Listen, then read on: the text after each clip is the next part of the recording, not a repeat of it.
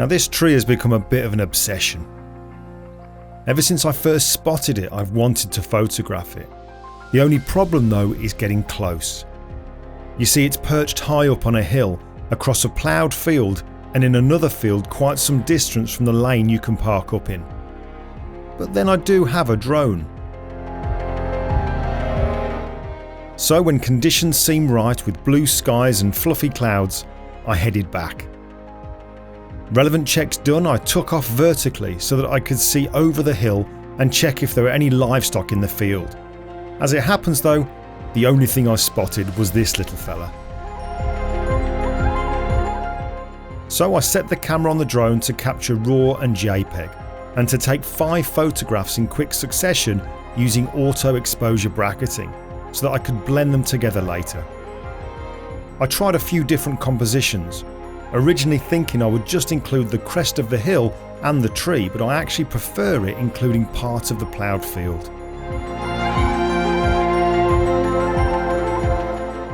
Anyway, with the photographs taken, it was time to land and get to work in Lightroom and Photoshop.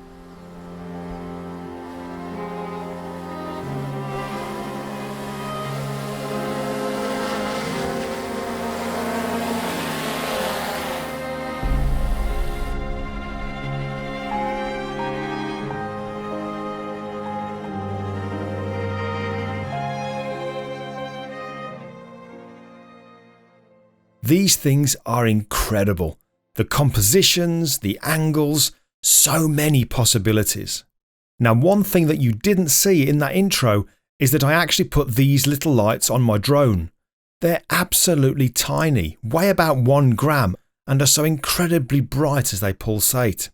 I put one on the rear and on the front of the drone so that when it was below the top of the hill, I could clearly see it against the grass background, and it worked a treat. I'll put a link in the description where I got them from, but let's dive into Lightroom. Now there isn't actually that much that I need to do to this picture to give it that final look, because we're going to do a little bit in Lightroom, but the main look comes from a plugin, and I'm not much of a plugin user, but there is one that I have which is fantastic for creating a painterly kind of look to your images. But let's just get the Lightroom side of it done first, and then we'll dive into the plugin. So here then in Lightroom are all the images that I took during that particular flight. You'll remember that I took them in bursts of 5 using that auto exposure bracketing. But as they are at the moment, it can be difficult to see which 5 images go with what to be blended together. So Lightroom can help me out by putting them into stacks. So what I'll do is I'll go to the photo menu and we'll choose stacking and auto stack by capture time. Now there wasn't that much time in between each of the bursts that I took, so I'm going to leave this at around about 5 seconds where it says time between stacks. And Lightroom's telling me that it'll end up with 22 stacks of images. So we'll click on stack and very quickly you'll see that Lightroom has organized all the images. Now we can clearly see all the different compositions, such as here where I thought I was just going to include the tree and the brow of the hill. But the one that I really like is actually this one here, where we've got the tree, the brow of the hill, and part of this ploughed field in the bottom left-hand corner. So what we're going to do is open up this stack by clicking on the number 5. And I'm going to hold down the Shift key with the first image highlighted. I'm going to hold down the Shift key and then click on the very final image. So all 5 images are now highlighted.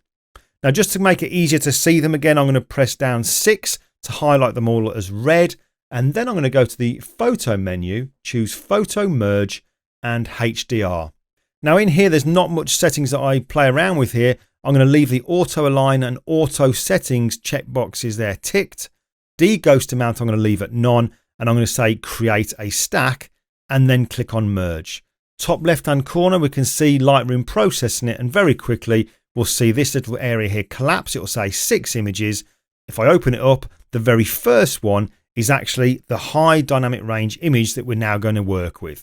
So I'll press D on my keyboard to go to the develop module. There isn't that much in here that I want to do, but if I just scroll up to look at what settings we have, we can see already there are some adjustments being made. That's because of the auto settings in that high dynamic range dialog that we've literally just created this with. But I do actually want to add a little bit more detail in the shadows because I'd want to create much more of a painty look to this image.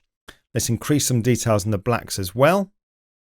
I also want to bring back some detail in the sky, and we can use the new masking in Lightroom to help us out with that. So I'll click on the masking and then click on select sky. Give it a moment. The red overlay now indicates that the sky has been selected. But if I look in this bottom corner down here, it looks like some of the ground has been selected as well. It looks as if that's got the red overlay on it. So we need to take that off. So I'll click on subtract and I'll use a brush, and I can change the size of this brush using the right and left square bracket keys. But I'll just come in and brush it off this area down here on the left hand side, like so. Now that's been done, all I want to do is maybe come over to the dehaze slider and just use that to dial it down so we can see a little bit more colour, a little bit more detail in the sky. So I'm kind of liking that. That's looking good. Yeah, we're going to come out of the masking now. Not many adjustments here that I want to make. I might increase the saturation just a little bit to give it that kind of painterly fake kind of look, which is what I want for this, and maybe just a touch of clarity as well. I'm not going to bother with the detail here to add some sharpening because we are going to add that painterly look, and that's going to kind of smooth that out. So we'll just leave that.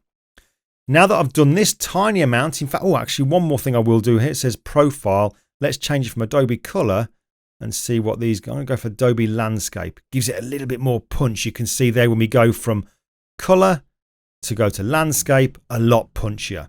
Now that we've done that, let's just send it over into Photoshop. So we'll go Photo, Edit in Adobe Photoshop 2022. Now with the image opened in Photoshop, I now want to use this plugin to create that painterly effect.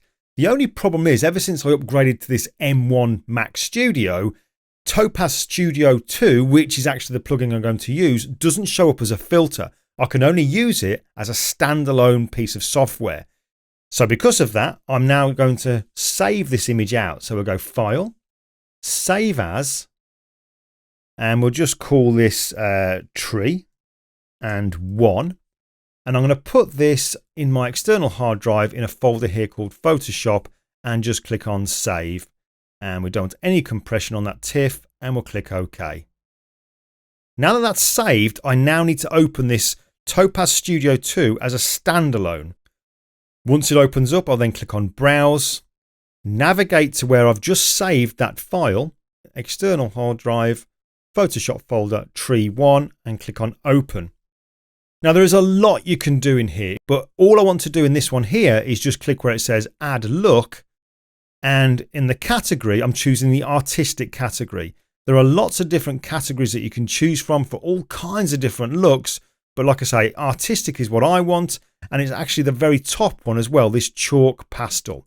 And all I need to do is just click on it, and over in the big preview area here, you'll see that the effect is applied. It's a little bit too strong for what I want, but the thing is as well, I've got this amount slider where I can very easily dial it down to around about maybe 50%, something like that, to lessen the effect, but still keep a little bit of that kind of chalky, painterly kind of look. Once we've done that, I'm then going to click on Export. These are the export settings. We're going to leave it as a TIFF. We'll rename this one to, let's have a look here. We'll put it as Tree 2. It's going into the same folder as the original image, and then we'll click on Export.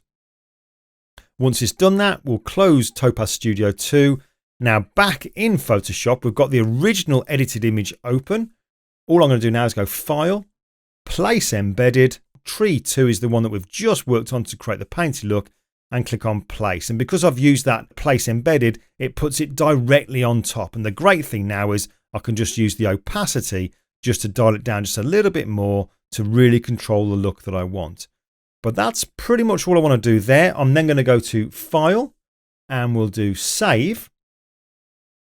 And once it's saved it, we can then dive back over into Lightroom. Now we can see the image here, and I'm just going to give this a 16:9 crop. So again, in the Develop module, we'll press R to get the crop tool, and I'm going to choose here 16:9. Drag it down so the tree is just on that lower third there, and press Enter. And there is the final image. Now, taking photographs with drones genuinely excites me because the possibilities of being able to capture completely unique compositions that have never been captured before. They're great for able-bodied people, but for those not so able-bodied, it means they don't have to stop doing what they love because they can't get somewhere. And that's priceless. But anyway, that's all for this video. So as usual, I'd really appreciate a thumbs up if you've liked it. And if you haven't already, click on the subscribe button, because it's just a great free way that you can support this channel. But for now, that's me. I'm done. I'll see you in the next video.